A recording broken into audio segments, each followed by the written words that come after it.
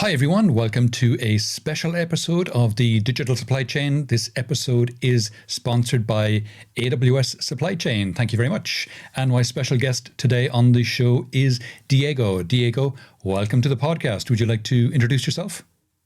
Hey, Tom, thanks again for having me in your podcast. Yeah, definitely. My name is Diego Pantoja Navajas. I am the VP and GM for AWS Supply Chain, cloud native application that we launched this year, actually, in the market.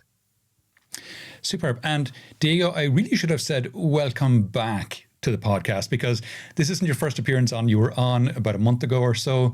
And you did at that time tell us in detail all about AWS Supply Chain, the new platform that you've launched. But for anyone who might have missed that episode, can you give us a quick 101 on what actually is AWS Supply Chain? And we'll go on from there afterwards to talk about some of your new announcements and so on. Yeah, definitely. And thank you very much for having me again. It's great to be back in your podcast, Tom. And as always, collaborating with you, it's a pleasure. So, well, let me tell you a little bit more let me contextualize some areas, and then we can tell you why we went in that direction and the reason of why we invested in this application and why we are so convinced about the impact that it's going to have or is having already in the market with customers and others.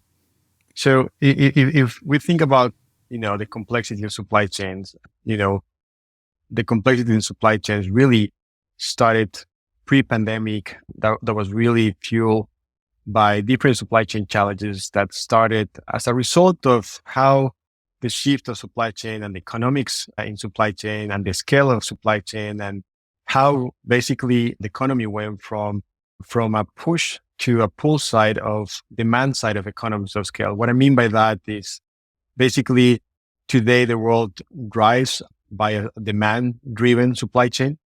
If you just want to simplify that, the concept is basically just count how many Amazon.com boxes, packages have you received over the last 72 hours. And that's basically what it is, correct? We're demanding more products. We're demanding more products at any time. We want to make sure that we get what we want. And definitely supply chains are more and more needed for companies to be able to differentiate themselves, to be able to serve their customers better. So the investments in supply chain have changed significantly over the years. But as investments in supply chain also have changed over the years because of how applications were built either on premise or now applications moving to the cloud, that really created a bunch of other complexities. So if you think about today and in the world today, it's really a complexity in terms of the data. And we have data that is scattered across a vast network of systems. Some of them are ERP, some of them are more point solutions, but all of them store data in different formats, and the data is constantly changing, and that is impacting how our customers are able to become more resilient and be able to get a single source of supply chain truths. And the complexities, if you continue to think about what I just said a couple of minutes together, not only all these different systems were built to work in a way independently, but as you try to put them together and stitch all that data together, you start building custom integrations and you start having a lot of complexities in terms of seeing really the analytics, the data that you need to be able to solve problems in real time for supply chains. Okay. And that was one of the major concerns that we have. So when we build this application, we wanted to make sure that we build a cloud native application that really provides our customers a unified view of all that supply chain data coming across from all those different systems that I just mentioned, and really be able to help our customers with their data. Data is the genesis of today's world, and we need to make sure that the data that customers are used, it has to be in a way where you don't have any more time to start putting all that data together, stitching it, and going into, multiple years of implementations and integrations that are really a vicious cycles of these type of systems. And that's how the system and that's how the market has worked for multiple years. So with a data first approach, we build this application to get all this data into a unified data model, a canonical model that really what it's doing is helping us to get the data into a data lake. And from there, we're able to help our customers to get better visibility into their supply chain network. We're able to provide better demand forecasting and insights to what's happening in their supply chain. And customers have loved the approach that we have taken in our application. And that has been the foundation for it. So we came from a two-pronged approach of building the right foundation, making sure that the data is in the right place at all times for our customers, and then using the data and making that there's a unified data from all these different systems that we can aggregate. And then from there, we started to build different capabilities to help customers forecast demand, to be able to, for our customers to have a better inventory visibility, to be able to get ML-powered insights, because that was always something that we were very focused on, leverage the 20 plus years of AWS and Amazon investments in machine learning and AI. So we can also bring that and productize that and put it in front of our customers. So that's really the foundation of the product. And now with that foundation, it's very easy for us to continue to expand in multiple directions based on what customers want us to solve. So I'll stop there for a minute to make sure that makes sense. Sure. One thing you might have missed, Diego, is okay. I've published over 370 episodes of this podcast so far, and you're the first person who has come on from Amazon, and that's great, and thank you for that. But the amount of times Amazon has been referenced on this podcast would be in the tens at least, if not more, if not 100 or more times. Because everyone talks about Amazon and Amazon's supply chain. So obviously, Amazon have not just got the machine learning and the data lakes and all that, but Amazon have got a little bit of experience too in supply chains, no? That's correct. And at the end of the day, our customers are very excited to understand how we're going to merge these physical and digital worlds, correct? Customers are very excited that everything that we're putting in front of them, it's been inspired in multiple ways in terms of how we solve our own supply chain issues. Now, of course, customers can be also concerned that a lot of what we do, and of course, our major supply chain is to be able to support our own business and a direct-to-consumer business. So that foundation that we're using from that is also something in our case as an application that we have been able to expand to serve multiple industries. So not only we're learning from what we do internally for a specific industry, but it's easy for us to go from that foundation and our own learnings to be able to put it in a product, productize it, and now select the right industries where we want to continue to expand and explore more opportunities for our customers and how we solve their issues and help them. But it's been critical for us. So, and that's great because, when we go and say, hey, customers, we're going to help you with our demand forecast. Amazon has a huge, has investment significantly in order to be able to forecast our demand. And we have a bunch of systems on how we do it. So while we're not exposing everything that we do internally, we're able to, like I said, get inspired from a lot of our investments in their different areas that we can then use them in our own application and our customers can use it as well. Cool. And you're just back from Amazon reInvent 2023.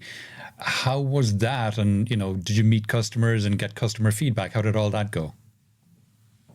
I think reInvent was such an amazing event. We had over 65,000 people coming to our event.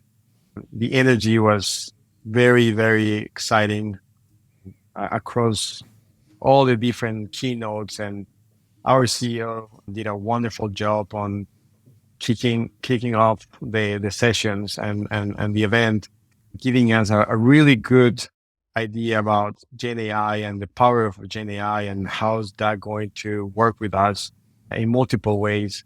We announced Amazon Q, and Amazon Q is going to be a really important tool and that customers are going to be able to use to basically leverage our Gen AI investment, leverage Amazon Bedrock, and be able to now understand that when we talk about Gen AI, we're talking about using Gen AI in your own data, having the right guardrails, making sure that this is a secure way to use Gen AI for your company purposes, and all the results and all the learnings that come from Gen AI are only used for your own company and your benefit. So having that and explain that how Gen AI and Amazon Q is going to work for applications like Connect, applications like AWS Supply Chain and others, and how, also builders are going to be able to leverage Gen AI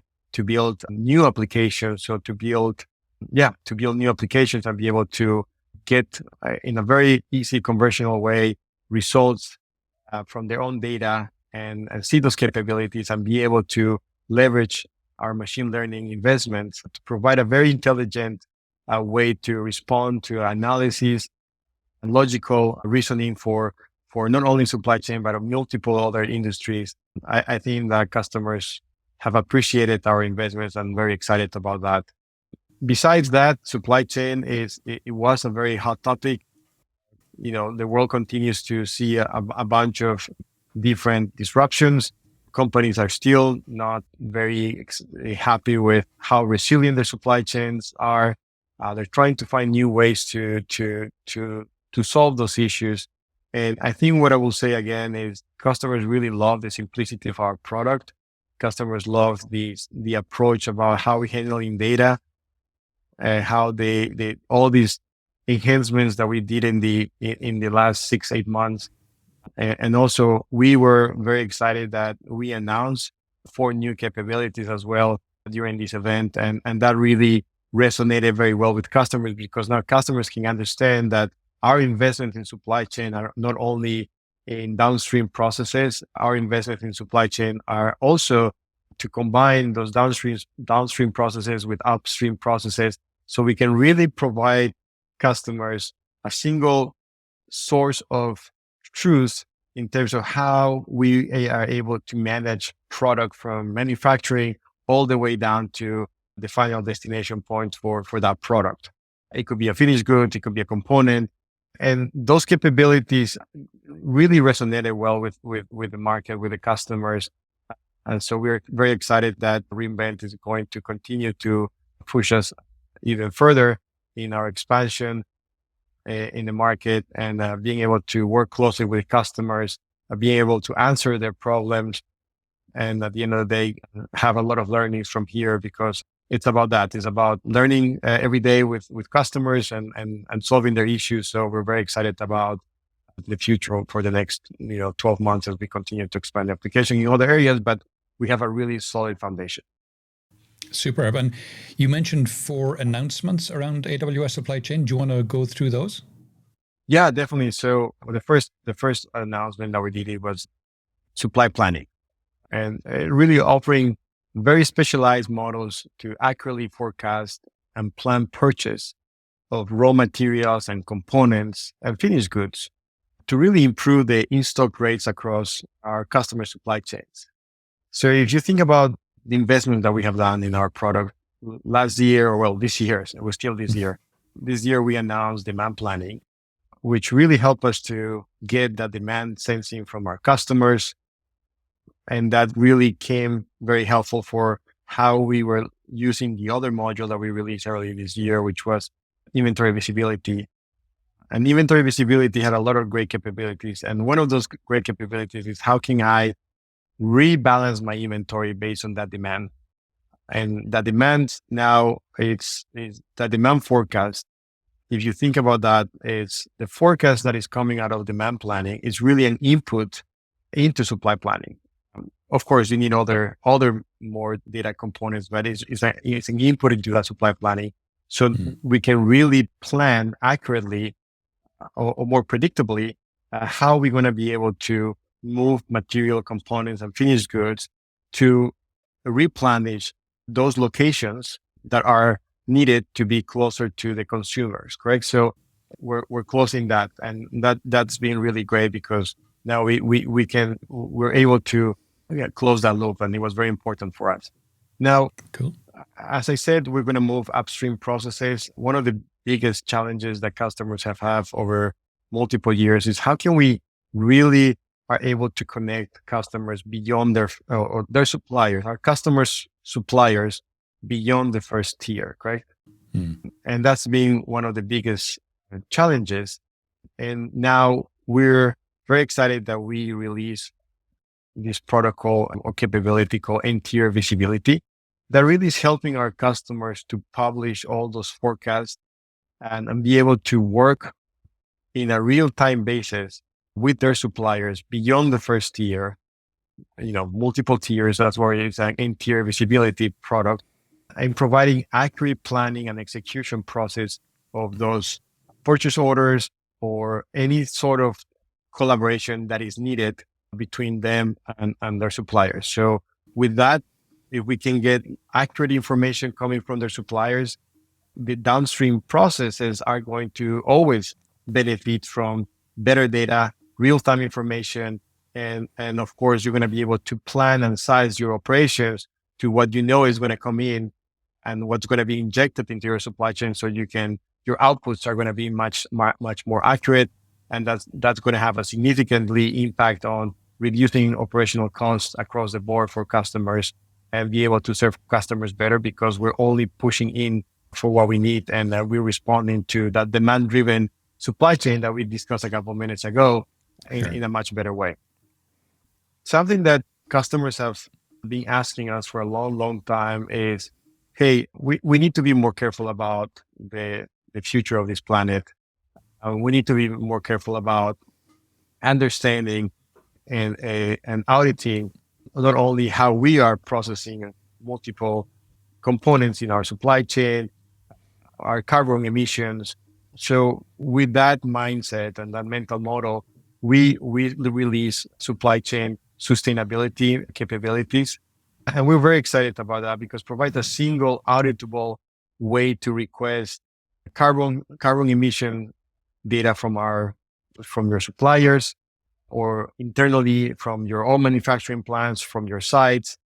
And it's important because in that way, now we can provide different reporting and I can aggregate all that carbon emissions data so we can provide scope 1, 2, and 3 reporting to our customers. And that's very exciting. So, and that this is opening a bunch of new other capabilities in terms of compliances and how we're going to be able to support our customers as this sustainability topic is going to become more and more required by multiple industries, correct? And we see a lot of these coming in the next couple of years in Europe and in the US. And so we're very excited that now we have a very, very robust engine that can provide a way to aggregate all that sustainability data or carbon emissions data, audit that information, and provide reporting that is very important. And then the last one, but not the least, but the last one, it is really Amazon Q in AWS Supply Chain. And that one is coming soon. That this is coming soon in early 2024. And it's basically using the capabilities of Amazon Q, generative AI power assistant that is really going to help our customers to summarize and be able to highlight key risks and visualize very critical questions. What's happening in my supply chain? Why things are in the way they are, correct? We like to ask what questions. Then the next natural question is why and what is. So, as we are able to answer these scenarios, we're helping our customers to really optimize their supply chain decisions in a faster way. The great thing about this is that we built the foundational components for Amazon Q in AWS Supply Chain to work because we have all that data in our supply chain data lake. The supply chain data lake is the key component of our application and our strategy. So as much as we bring more and more structured and unstructured data into our supply chain and we generate outputs from all these modules that really feed into the supply chain data lake, the answers and the responses and the summarization of the data that we can provide to our customers is really wonderful. And in just a couple of questions, you can drill down to a scenario. So what if tomorrow there's another event in my supply chain? What if tomorrow I have 50% capacity? What if tomorrow, events that are preventing you to operate in a normal way? So as long as we can generate all these scenarios in advance, when that scenario happens, now we have an answer. And that's the beauty about Gen AI, correct? So, we saw very similar results when these variables happen in my supply chain. Therefore, now I'm in a position to provide you an answer that can really simulate that scenario and provide you guidance so you can react to it, and then also be able to adjust the different parameters that you need for that supply chain to be able to be optimized and be, at the end of the day, more resilient to provide the right results to your customers. So very exciting 4 modules and capabilities that are combining really well with what we released early this year. And really customers can see now that we're able to provide them a really good set of capabilities to be able to move products from manufacturing all the way down to the final destination point. Cool. And I got to think there's going to be some very close linkage between the end-tier visibility and the AWS supply chain module, no? Yeah, the end-tier visibility is something that we're very excited. This is some ideas that have been brewing for multiple years. And the biggest issue is like most companies have really, I would say, a decent visibility into their first tier. Okay. Yeah. But beyond that, it's really difficult to get this information. And it's not because the suppliers don't want to provide this data. It's because technology was not available. Well, while it was available, it was not put it together to be able to solve this issue. So we've been able to really leverage our cloud investments, our cloud capabilities, our supply chain expertise, and some of the things that you and I have been talking about, how we are able to work as a supply chain and be able to be more effective, is because we have that visibility and we have that collaboration with our partners. So while we are able now to give those capabilities to our customers, our customers are going to be able to collaborate with their suppliers and suppliers in a way that they have not been able to do it before.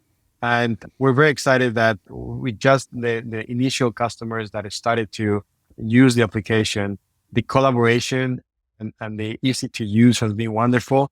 And we're excited that this is going to help us to rethink in a couple more years, different ways of the different networks that we're going to create in each of these industries. I can tell you, I'm very convinced that there's going to be an end-tier visibility network for retail, end-tier visibility network for automotive, and end-tier visibility for energy companies or health companies that are going to start collaborating, because the more data they share, the more information that is available, customers are going to be able to make better decisions and be able to decide who is the best vendor out there to serve them better, to provide accurate forecast and confirmation of orders as they need it.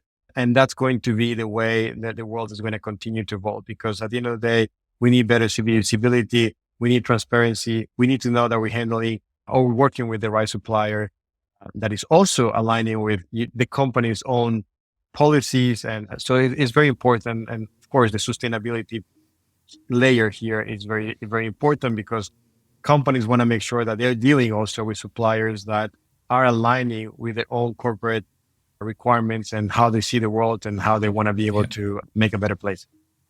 Yeah. And I'm glad you mentioned that kind of 1 to 2 year horizon there, because we are now, at the end of 2023, coming into 2024.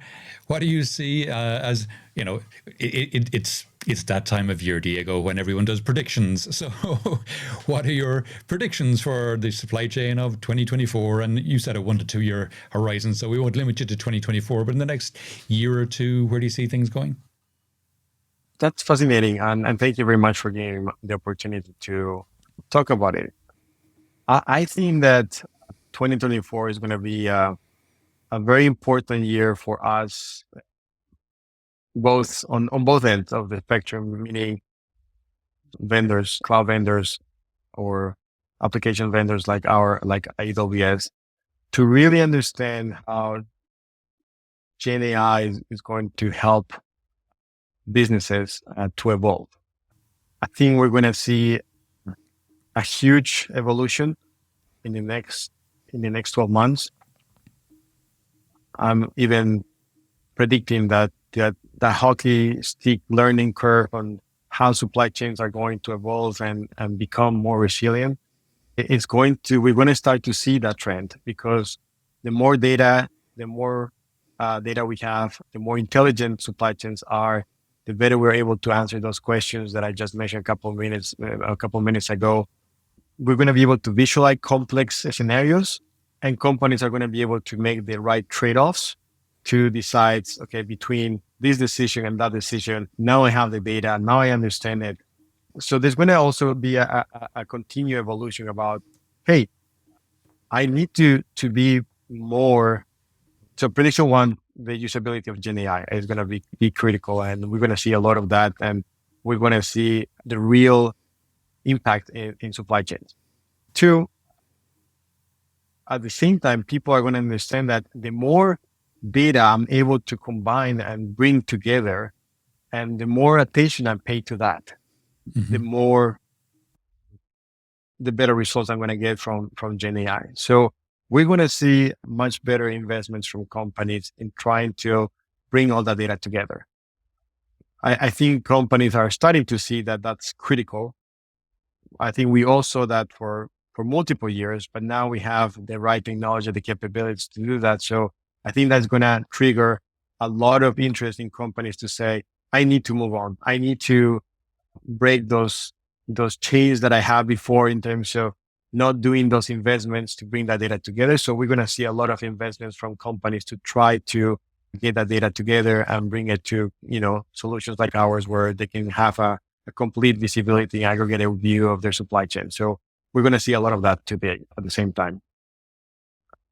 I also see as a third trend that we all know that supply chains now, and we knew it for a long time, are very essential. So I think that, and this is not a new concept, the merge between the digital and physical worlds are going to continue to evolve. We see customers that, while they're very interested to continue to invest in their physical supply chain, they're also coming together and say, okay, well, I understand my physical world. I don't understand my digital world. And I don't understand, if how the analysis of the different variables are affecting me. So we're going to see a lot of digitalization of those supply chains, because now more than ever, we know that disruptions are, something that will not stop.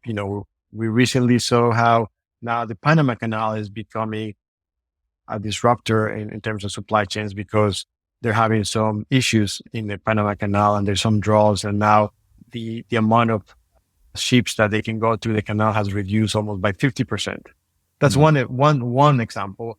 We saw more natural events happening. We saw more conflicts in the world. So what I'm trying to go with is, while we understand our physical world and we know some of the restrictions, companies are going to try to have or use technology to be able to simulate a physical world more in a digital world, so they can understand how or where are the right type of leverages that they have, and what are going to be the trade-offs that they're going to take to make sure that their decisions are more accurate, and they're going to be able to build these complex scenarios, but at the same time, they're going to be able to solve them without having to impact that physical world, without knowing if the decisions and the trade-offs are the right ones.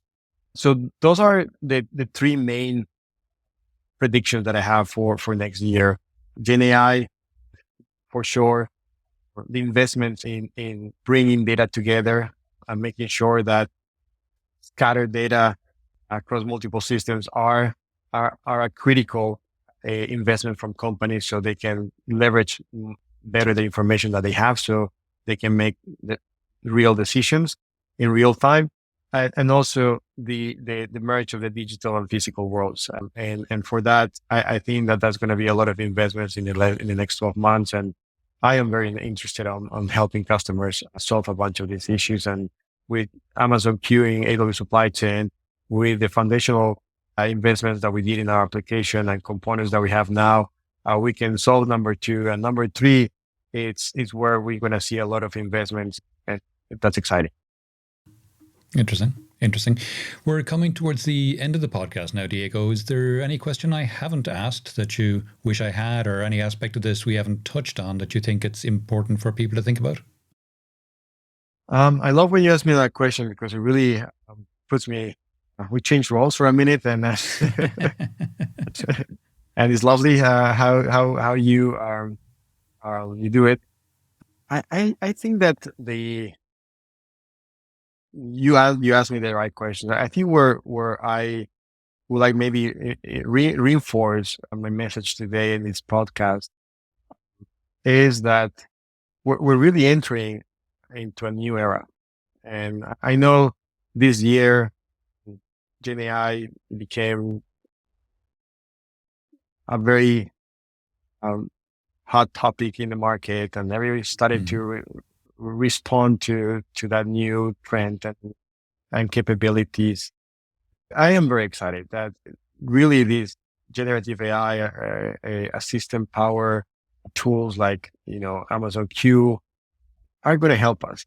Are going to really help us be more productive, are going to help us be more resilient, are going to really help us as supply chain leaders or finance leaders, or you name it. It doesn't matter the industry, are going to help us to have that intelligent layer that is difficult to manage, not because we're incapable. It's just because today we have too much data and we have too many systems and we have a lot of information. And sometimes we don't have the right tool to be tailored to our businesses, correct? So, and visualizing all those complex scenarios is difficult. So I am excited. I'm super excited. I've been excited a lot, previously, especially when cloud became a hot topic in the early 2000s, and companies started to think about how we could start migrating to the cloud. And of course, AWS and others